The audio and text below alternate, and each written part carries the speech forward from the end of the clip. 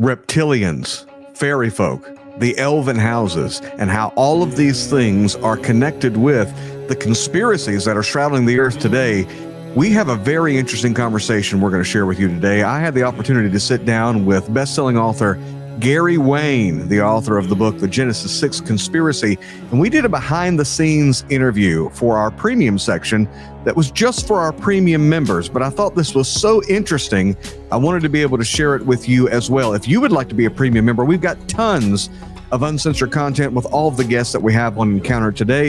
You can get more information about that at encountertoday.com, but let's dive into this interview with Gary Wayne. Hello, Encounter family. So good to see you on the premium page, and thank you for supporting us and helping us be a blessing to the persecuted church around the world. Actually, we just got news that there was an attack, and you need to watch the message we did on Ephesus at our YouTube channel, where hopefully I'll go into some details on that attack in one of our churches and people that we know in Pakistan. And being a premium member helps us bring support and relief and strength to those who are suffering around the world. So thank you for standing in faith with us. And joining us here is the scholar, researcher, author. Author is an understatement when you look at this amazing book here, The Genesis 6 Conspiracy: How Secret Societies and the Descendants of Giants Plan to Enslave Humankind. A book everybody needs in their library. Part 1 and Part 2 has just come out. Gary Wayne, thanks for joining us. Well, thank you. Glad to be back. Well, one of the things we talk about is we always want to stay anchored in the Word, right? We always want to stay anchored in the Word. You've done an amazing job, though, of going into extra biblical sources and seeing what they believe, because it's really important to understand what they teach, what they believe, and a lot of the legends that are out there have some connection with the Word. And as far as some of the fringe elements that people may consider fringe, at least, are things like reptilians, fairy folk, Atlantis, the elven houses. Now we're getting into Lord of the Rings. Yeah. So let's kind of do a rapid fire if we can, and whatever order you want to go in. I want to talk about reptilians, fairies, Atlantis, and elves.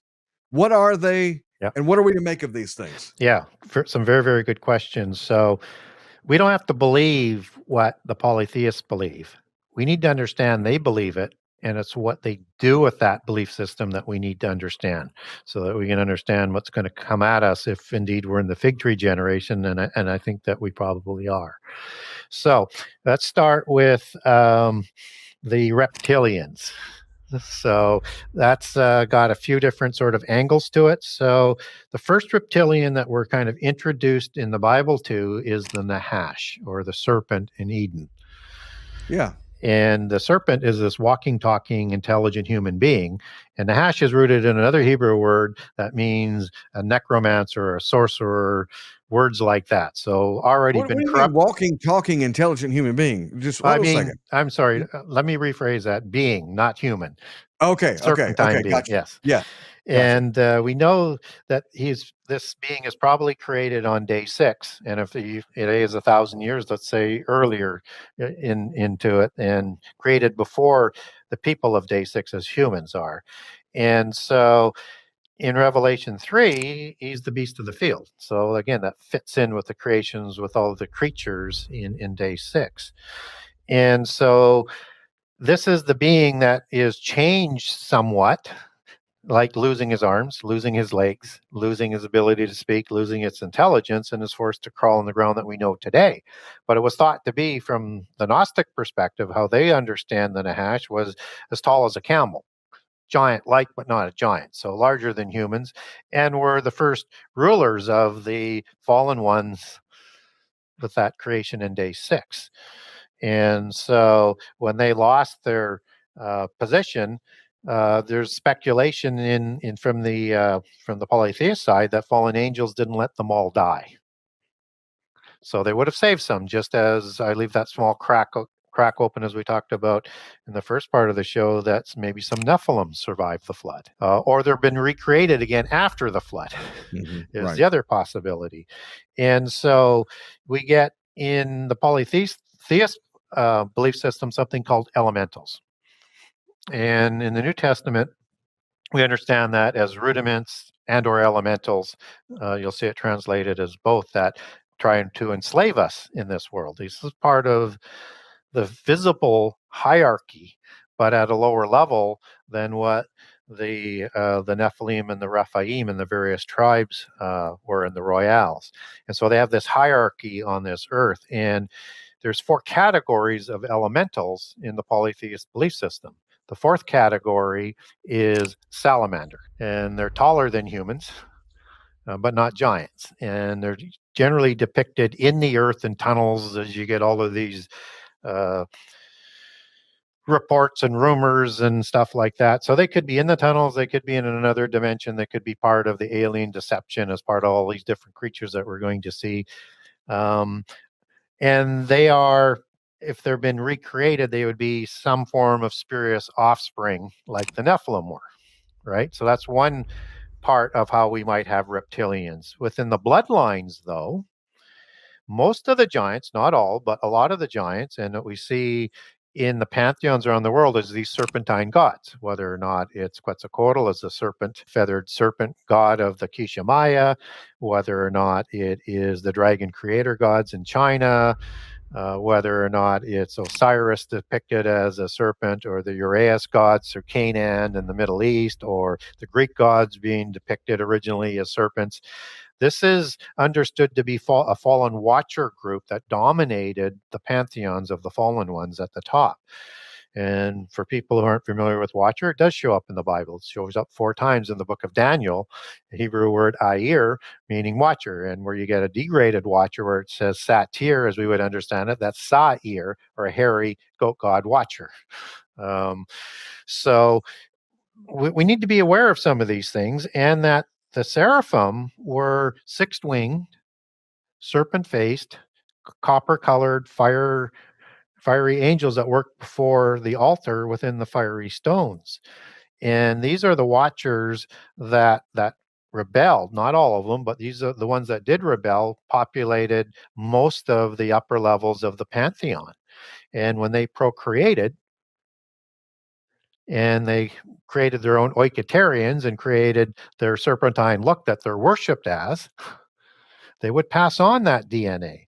And so the original kings before the flood and after the flood were depicted as serpents after their celestial mafia godfathers. And so even after the flood, they would look the same. They don't live as long. They don't have that immortal physical body. The disembodied spirit is that counterfeit immortal spirit that doesn't go to sleep like humans do and then return to heaven to remain in that matter. And so this disembodied spirit isn't allowed to sleep, but it roams the earth, or it goes to, in the belief system of the polytheists, to their heaven if they have the right knowledge to get there, or they're in the pit prison in the sides, as some of the terrible ones are talked about. And Right. so these are the giant kings that look like their fathers. And then after the flood, because of this change in the kind of giant, size, some of the powers, and the fertility issue, they have to intermarry. So that bloodline is going to become diluted. And over time, they lose their size and they lose that serpentine look.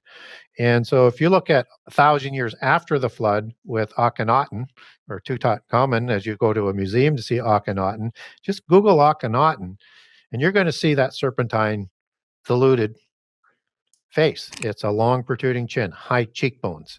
That's the pharaoh look. You know, the models with the high cheekbones, except that it's got this big conical head that is there that has elongated and is huge and has no sutures in it. And these large wraparound eyes that would glow because they were the shining ones. And they would actually light up a room with that sort of look. But you can see that diluted serpentine look. And so some people believe that the royals have a shape-shifting capability, and that they're actually still serpentine, but they give us a look through their shape-shifting capability of a human look. I don't have any evidence that that's the case. I only can make the case that serpentine look would come from their celestial mafia godfathers. And so, but the connection in the occult is that some of the other elementals, the 3 other groups that I talk about in book 1, have shape-shifting capability. So these are typically understood as offspring of the gods as well. in polytheist mythology, and there's three groups of them. And that you have good-looking ones, you have ugly ones, and you have mischievous ones. And in the ugly ones, you get these gray fairies that are understood as gnomes that in their belief system kept the knowledge, the genealogies, and the technology of the demigods and the angelic realm. And these are elemental groups again. And these are that the fairy folk. these are the fairy folk. And I give a couple encounters in book one that if you didn't know it was a fairy gray gnome, you'd say it was a gray alien because it's identical in the descriptions. And so expect that's part of that alien mythos as well. But now that leads into this word fairy. And so it can mean these little people, but it also means the fair folk. The fair folk are Tuatha De Danann. And the Tuatha De Danann are giants before the flood and giants also again after the flood as they show up. And that these are the fair folk who control the destiny of humankind. And that if you look at like the Riders of the Sidhe, Sidhe, there's 1,000 different ways to pronounce that word. You can see an image of that, and they kind of look like the kings of the Lord of the Rings that are depicted as white elves. And in the occult system, white elves are actually larger than that. They're the giants, or the fairy folk, versus the dark elves, which would be part of the little ones.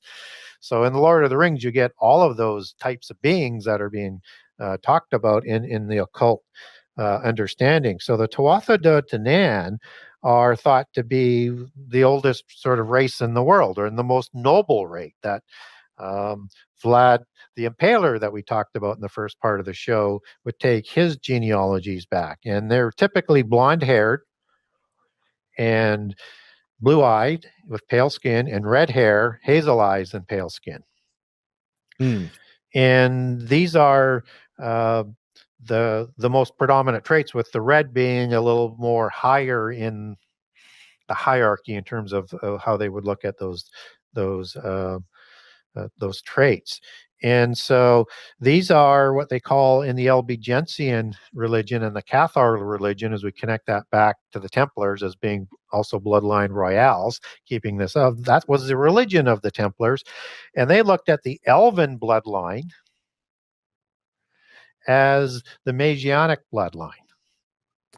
Okay. So when you look at that word Albigens, that's the genealogy of Albi, and Albi means white and pale and hoary, and gens means a genealogy back to a specific Nephilim patriarch, or specific patriarch, in this case, a royale. And Albigensian is the source word for that religion. And this is the elven bloodline that they like to talk about, which is understood as elf or fairy, and the bloodline of the Tuatha De Danann that would present the dragon Messiah in their bloodlines and belief system. So how does that connect back to the Bible now? And so we have a marriage that we talked about in the first half between Eliphaz and Timnah, to create Amalek. And Amalek is going to be part of the intermarriage of his bloodlines into like the Mitanni dynasty, the Kassites, and you have this Horim mixture. That Timnah is a Horim giant. Horim giants are red-haired, hazel-eyed, pale-skinned giants, and I make that case in book 2, versus the Amalekim and the Anakim, which were blonde-haired, blue-eyed, pale skin. And so we're having a red line, a red-haired variety bloodline started with a matriarchal pure blood to start a new dynasty. And these are the Dukes of Edom, as they're translated into English, which is a royal term. But what's interesting is it goes back to the Hebrew word aleph. And the Catholic Encyclopedia, when I looked up information in there when I was doing research on this, they referred to these bloodlines of the Alephim. So we get that I am, which is typically a suffix that I'll use for angels and for the demigod offspring, right, as the plural.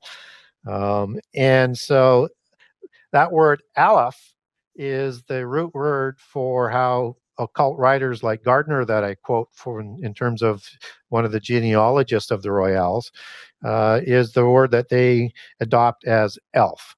So this is a branch of those elven elf kings of this hybrid human Rephaim race, or Horim race in this particular case, that is going to try and usurp the blessings from Israel, try and wipe them from the face of the earth.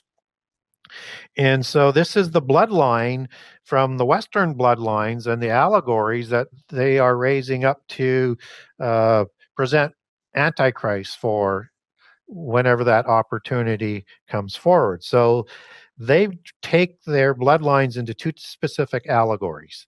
One is the dragon bloodline for the patriarch, and the other one is the fairy bloodline for the matriarchal bloodline. And that they believe that that gene and that blood type is passed on through the matriarch to carry on that descending descent.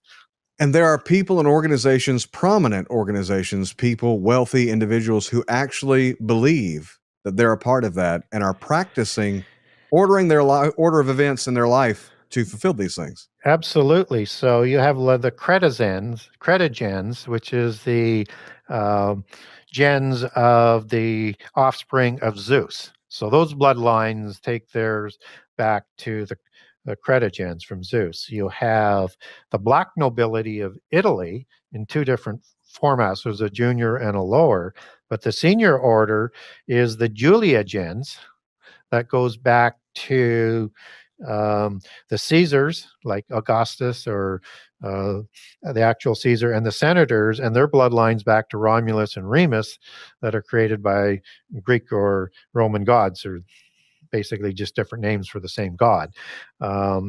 And so you have these genses that are all around the world that they claim that genealogical descent from.